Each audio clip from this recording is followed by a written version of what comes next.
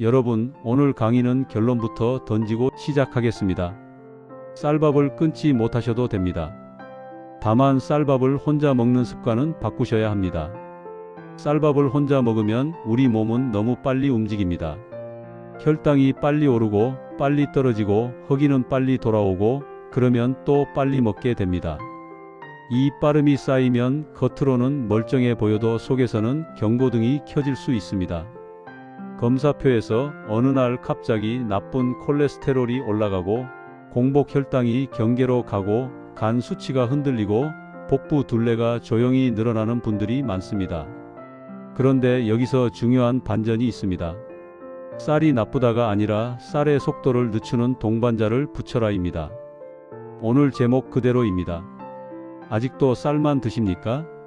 그렇다면 이것과 함께 드세요. 이것이 귀리입니다.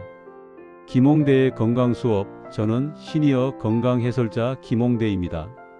오늘은 라디오처럼 편하게 들으셔도 되지만 저는 강의자로서 딱 한 가지는 단단히 잡아드리겠습니다.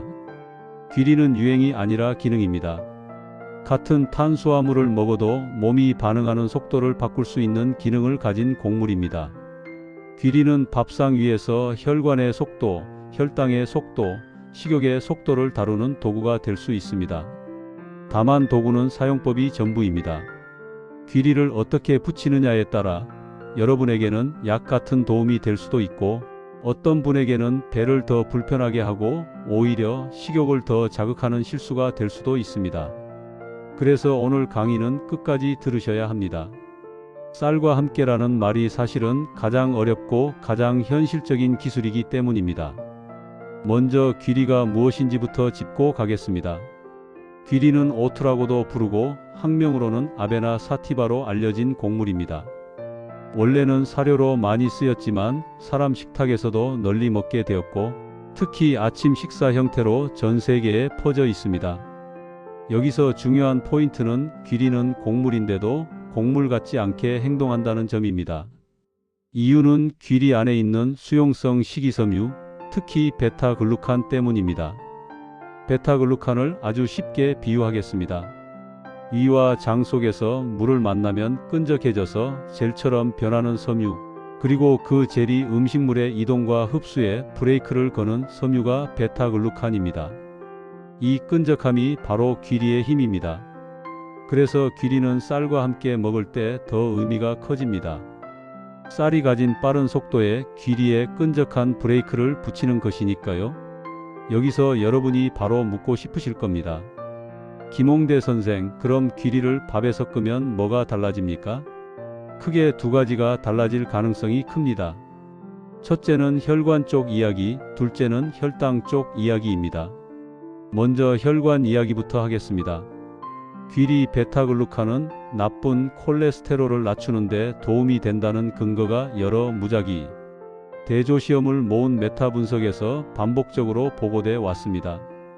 대표적으로 귀리 베타글루칸을 하루에 일정량 이상 추가했을 때 나쁜 콜레스테롤과 총 콜레스테롤이 의미 있게 감소했다는 분석이 널리 인용됩니다.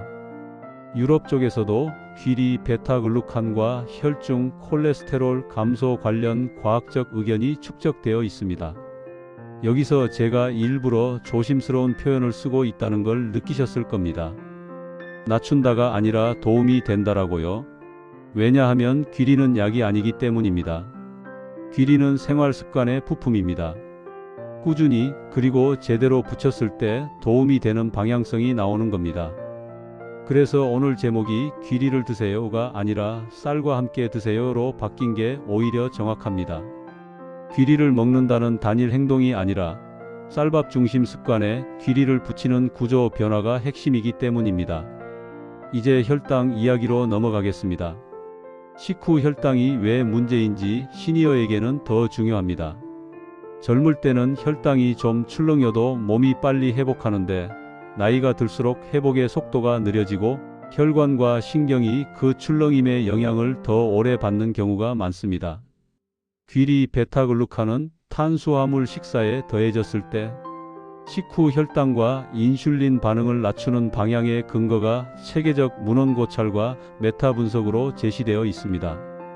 특히 중요한 건 더해졌다라는 조건입니다. 쌀밥을 먹되 그 식사에 귀리의 베타글루칸 성질을 함께 넣는 것, 즉 제목 그대로 함께가 포인트입니다.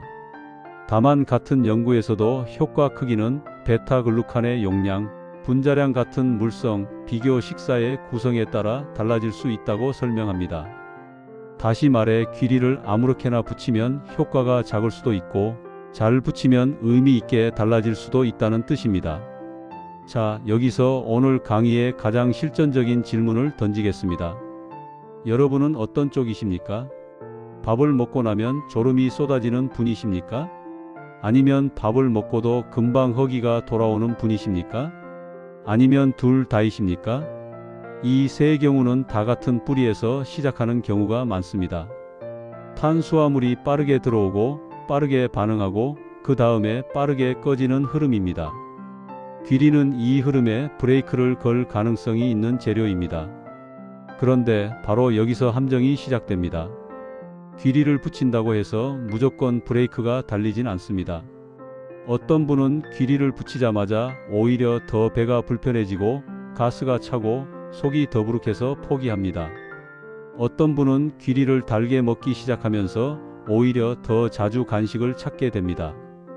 그래서 지금부터는 귀리를 쌀과 함께 붙이는 올바른 방법과 쌀과 함께라고 착각하며 망치는 방법을 확실히 갈라드리겠습니다.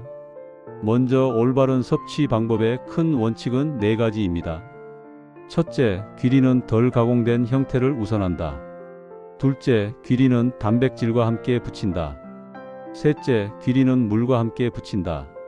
넷째, 귀리는 소량으로 시작해 장이 적응하게 만든다.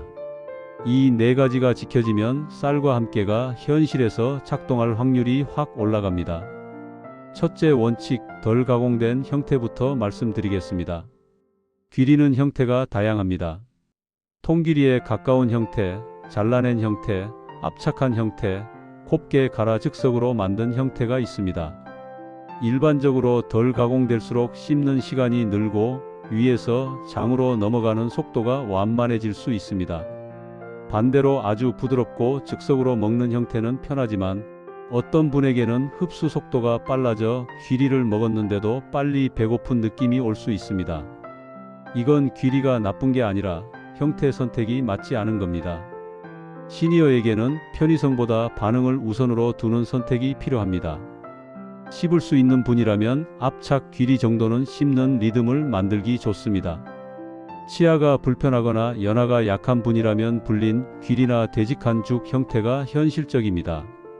중요한 건 달게 만들지 않고 단백질을 붙이는 것입니다. 둘째 원칙, 단백질과 함께 붙이는 법을 말씀드리겠습니다. 쌀밥은 탄수화물이고 귀리도 탄수화물입니다. 귀리는 섬유가 많고 끈적함이 있어도 기본은 곡물입니다. 그래서 귀리를 밥에 섞었다고 해서 자동으로 완벽해지지 않습니다. 시니어 밥상에서 가장 흔한 실패는 이것입니다. 귀리밥을 해놓고 반찬은 김치와 국물만으로 끝내는 겁니다. 그러면 탄수화물 비중이 여전히 높고 단백질이 부족해 포만감이 길게 유지되지 않을 수 있습니다. 귀리에 브레이크가 달려도 엔진이 계속 강하게 돌면 차는 여전히 달립니다.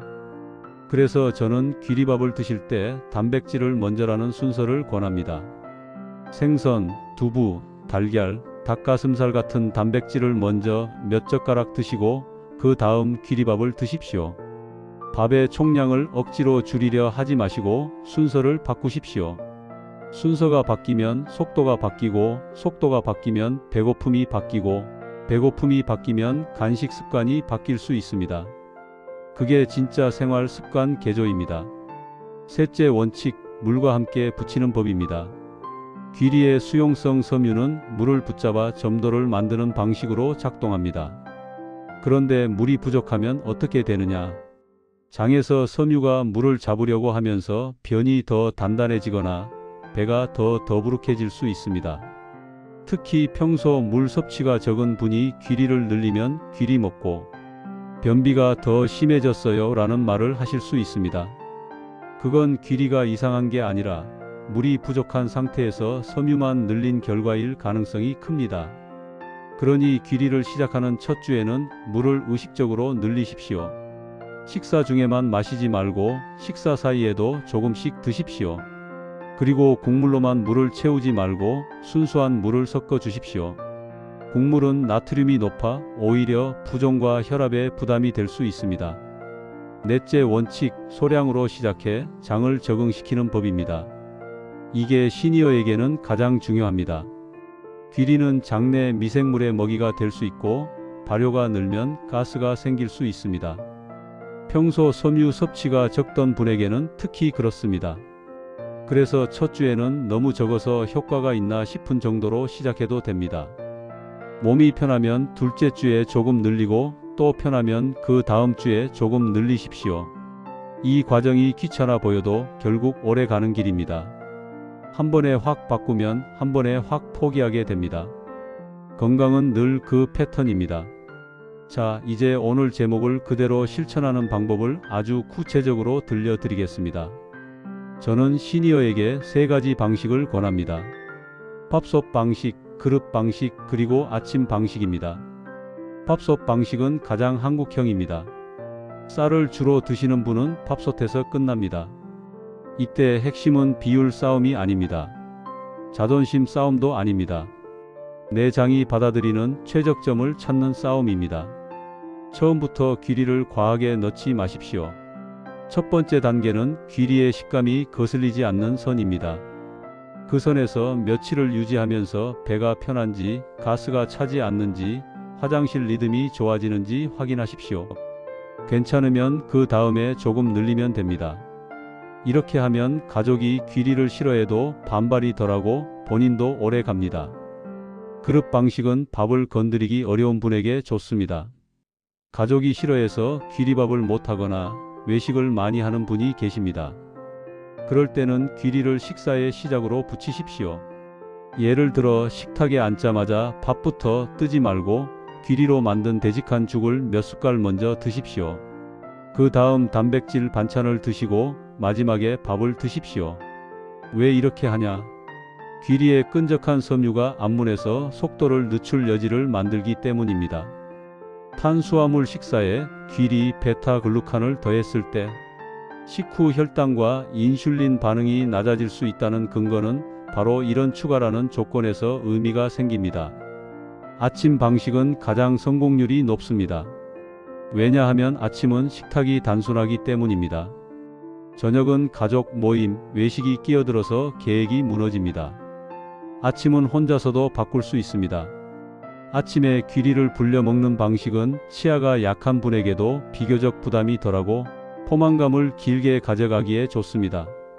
그런데 여기서 시니어가 가장 많이 실수하는 지점이 있습니다.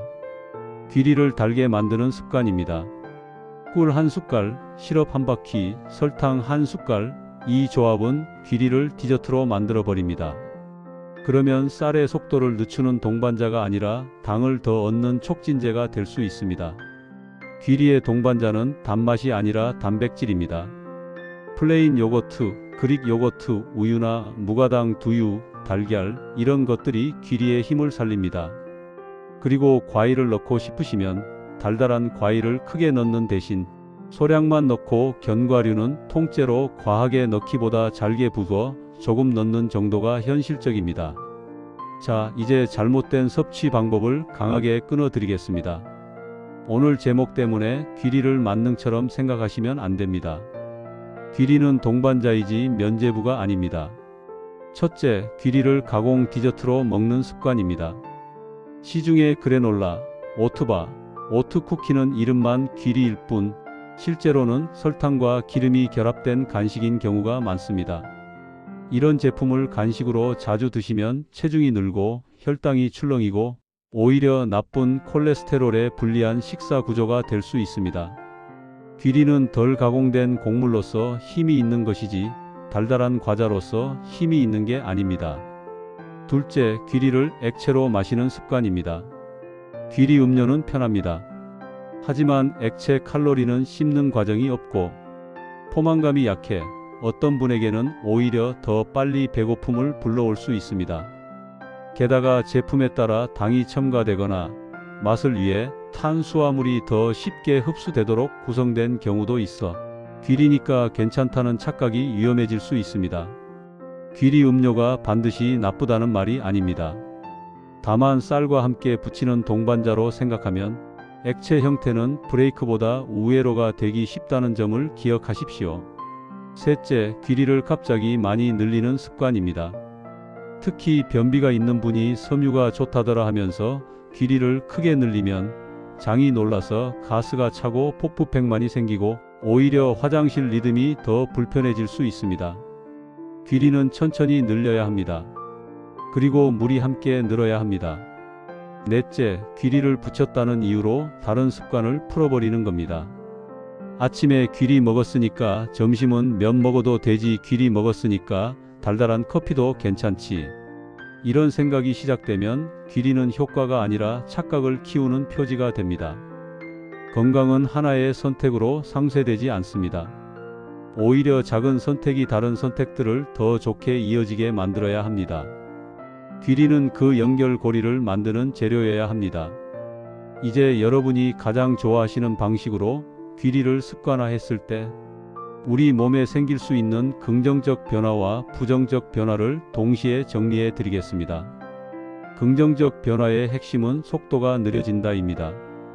귀리 베타글루칸은 나쁜 콜레스테롤을 낮추는 데 도움이 될 수 있다는 근거가 있고 탄수화물 식사에 더했을 때 식후 혈당과 인슐린 반응을 낮출 수 있다는 근거도 제시되어 있습니다. 이 말은 생활에서 이렇게 번역됩니다. 밥 먹고 졸음이 덜해질 수 있고 오후에 당기는 간식이 줄어들 수 있고 식사량 조절이 조금 쉬워질 수 있습니다. 또 어떤 분은 배변 리듬이 좋아질 수 있습니다. 물론 물을 충분히 마신다는 조건에서입니다. 그리고 무엇보다 중요한 긍정은 내가 밥상을 조절하고 있다는 감각입니다. 시니어 건강에서 이 감각은 약보다 강한 경우가 많습니다. 몸이 통제 불가능한 방향으로 가는 게 아니라 내가 조절 가능하다는 경험이 생기면 걷기와 수면과 단백질 섭취까지 연쇄적으로 좋아지는 경우가 있습니다. 부정적 변화는 주로 장에서 시작됩니다. 귀리를 늘리자마자 가스가 차고 더부룩하고 설사가 나거나 속이 불편해지는 분이 계십니다.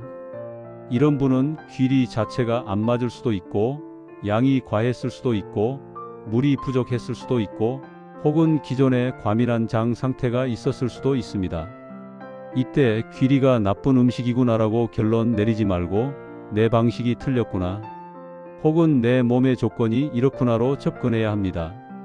귀리를 줄이고 더 부드러운 조리로 바꾸고 단백질과 함께 먹고 물을 늘리고 그래도 불편하면 다른 곡물로 바꾸면 됩니다. 건강식은 정답지가 아니라 선택지입니다. 또 하나의 부정적 포인트는 민감성입니다. 이제 어떤 질병에 좋은지를 과장 없이 그러나 현실적으로 말씀드리겠습니다. 첫째, 나쁜 콜레스테롤이 높아 걱정인 분에게 귀리는 도움이 될 수 있는 선택지입니다. 귀리 베타글루칸과 지질 개선 관련 근거가 축적돼 있고 관련 건강주장 논의도 오래 이어져 왔습니다. 둘째, 식후 혈당이 크게 출렁이거나 당 조절이 걱정되는 분에게 귀리를 탄수화물 식사에 더하는 방식은 도움이 될 수 있습니다. 셋째, 식사 후 허기가 빨리 돌아와 간식 습관이 끊기 어려운 분에게 귀리는 포만감 유지에 도움을 줄 수 있습니다. 넷째, 변비나 장 리듬이 불규칙한 분에게 귀리는 조건을 맞추면 도움이 될 수 있지만 반드시 물과 함께 소량부터라는 전제가 붙습니다. 다섯째, 체중 관리가 필요하지만 굶는 방식이 맞지 않는 시니어에게 귀리는 양을 줄이는 대신 속도를 늦추는 방향의 도구가 될 수 있습니다. 그럼 귀리는 좋은데 왜 나는 실패했을까? 실패의 패턴은 거의 정해져 있습니다. 첫 번째 실패 패턴은 과욕입니다. 처음부터 귀리 비중을 크게 올립니다. 그러면 장이 반발합니다. 두 번째 실패 패턴은 단맛입니다. 건강식처럼 보이게 하려고 꿀과 시럽을 넣습니다. 그러면 귀리는 디저트가 됩니다. 세 번째 실패 패턴은 단백질 부재입니다. 귀리만 먹고 끝냅니다. 그러면 포만감이 짧아지고 결국 간식으로 보상합니다. 네 번째 실패 패턴은 물 부족입니다. 섬유만 늘리고 물은 그대로입니다. 그러면 변이 딱딱해지거나 더부룩함이 생깁니다. 다섯 번째 실패 패턴은 면죄부 착각입니다. 귀리를 먹었으니 다른 걸 더 먹어도 된다고 생각합니다. 그러면 전체 열량과 당이 늘어납니다. 이 다섯 가지를 피하면 성공률이 확 올라갑니다. 그래서 저는 시니어에게 귀리 사용 설명서를 이렇게 한 문장으로 요약해 드립니다. 귀리는 조금, 싱겁게, 단백질과 함께, 물과 함께, 천천히. 이 다섯 단어만 기억하셔도 됩니다. 이제 여러분이 오늘 강의를 듣고 바로 실천할 수 있도록 쌀과 함께라는 제목에 딱 맞춘 실제 식탁 시나리오를 들려드리겠습니다. 제가 강의장에서 자주 쓰는 방식입니다. 듣고 그대로 따라 하셔도 됩니다. 아침 시나리오입니다. 아침에 밥이 부담스럽고 빵으로 넘어가려는 분이 많습니다. 그런데 빵은 오히려 더 빠를 때가 많습니다. 그럴 때 귀리를 쓰십시오. 전날 밤 귀리를 물이나 무가당 우유에 불려둡니다. 아침에 꿀은 넣지 않습니다.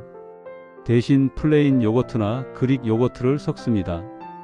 그리고 계피를 아주 소량만 넣어 향으로 만족감을 만들 수 있습니다. 과일은 소량만.